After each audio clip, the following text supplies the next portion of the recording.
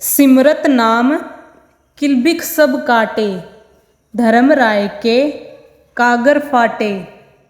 धर्म राय अब कहा करेगो, जो फाटियो सगलो लेखा। गुरु अर्जुन देव जी फरमाते हैं, जिनको मैं उस शब्द से जोड़ देता हूँ वे मौत के पंजे से हमेशा के लिए छुटकर अनंत जीवन प्राप्त कर लेते हैं। ऐसे संत दुर्लभ है, लेकिन वे संसार में हमेशा मौजूद रहते हैं। वे हर एक युग में सच्चे जिज्ञासुओं को शब्द या नाम का रास्ता बताने के लिए आते हैं। गुरु नानक साहिब फरमाते हैं, जुग जुग संत भले प्रभ तेरे। यह नहीं कि पूर्ण महात्मा किसी खास समय का या काल में ही आते हैं, या वे किसी खास कौम या खास मुल्क में बंधे हुए होते हैं। हर एक युग में महात्मा होते आए हैं और वे किसी भी कौम, मज़हब या मुल्क में आ सकते हैं। गुरु रामदास जी फरमाते हैं, हर जुग जुगो जुग जुगो जुगो सद पीढ़ी गुरु चलंदी। जुग जुग पीढ़ी चले सतगुरु की, जीनी गुरुमुख नाम दियाईदा। दुनिया में एक समय में एक से अधिक महात्मा भी होते हैं। ऐसे महात्मा दुनिया में समाज पर बोझ बनकर नहीं आते, बल्कि अपनी मेहनत की कमाई करके संगत की मुफ्त सेवा करते हैं।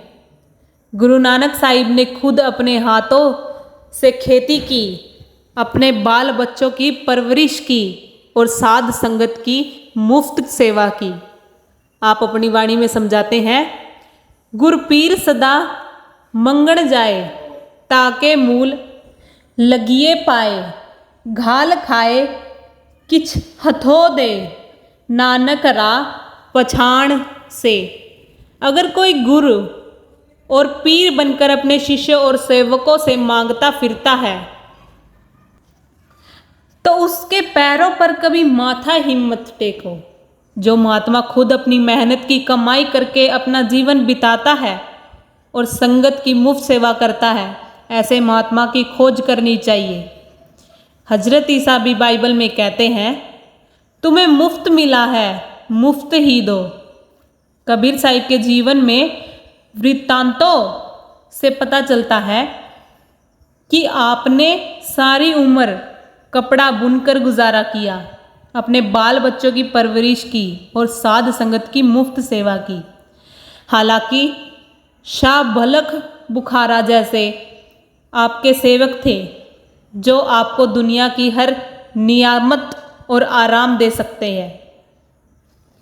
आप अपनी वाणी में कहते हैं, शिष्य तो ऐसा चाहिए गुरु को सब कुछ दे, गुरु तो ऐसा चाहिए शिष्य से कुछ न ले। फिर फरमाते हैं, मरी जाऊं मांगू नहीं अपने तन के काज, परमारथ के कारणे मोही न आवे लाज।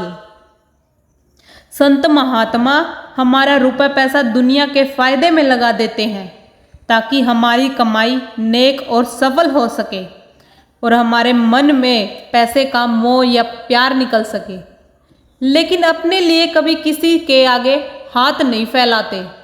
स्वामी जी महाराज भी अपनी वाणी में यही फरमाते हैं, गुरु नहीं भूखा तेरे धन का, उन पे धन है भक्ति नाम का। पर तेरा उपकार करावे, भूखे प्यासे को दिलवावे। महात्मा रविदास ने सारी उम्र जूतियां गांठ कर गुजारा किया। हालांकि राजा पीपा, जो एक क्षत्रिय राजा था, आपका सेवक था, और मीराबाई भी, जो मेवाड़ की रानी थी, आपकी शिष्य थी। मीराबाई के जीवन वृत्तांत में आता है कि उसे बिरादरी वालों ने ताने सुनाए कि तू तो महलों की रानी बने बैठी है और तेरा गुरु जूतियां गांठने का काम करता है।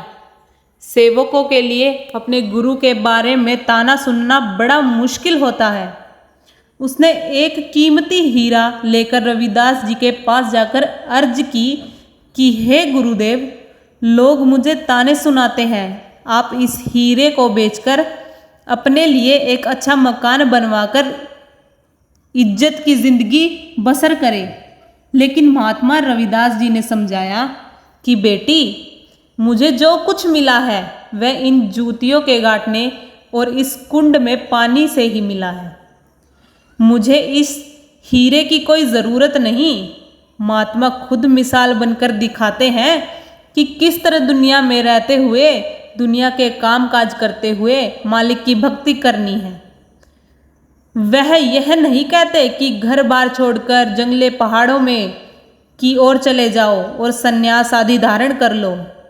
जंगलों पहाड़ों में जाकर हमारे अंदर मालिक से मिलाने का कोई ज़्यादा शौक और प्यार पैदा नहीं हो जाता, क्योंकि वही इच्छाएं, वही तृष्णाएं हमारे अंदर वहाँ भी दबी रह जाती है। जिस समय फिर दुनिया का सामना करना पड़ता है तो वही इच्छाएं हमें उंगलियों पर नचाना शुरू कर देती है। बल्कि हमारी हालत साधारण मनुष्य से भी बुरी और बदतर हो जाती है।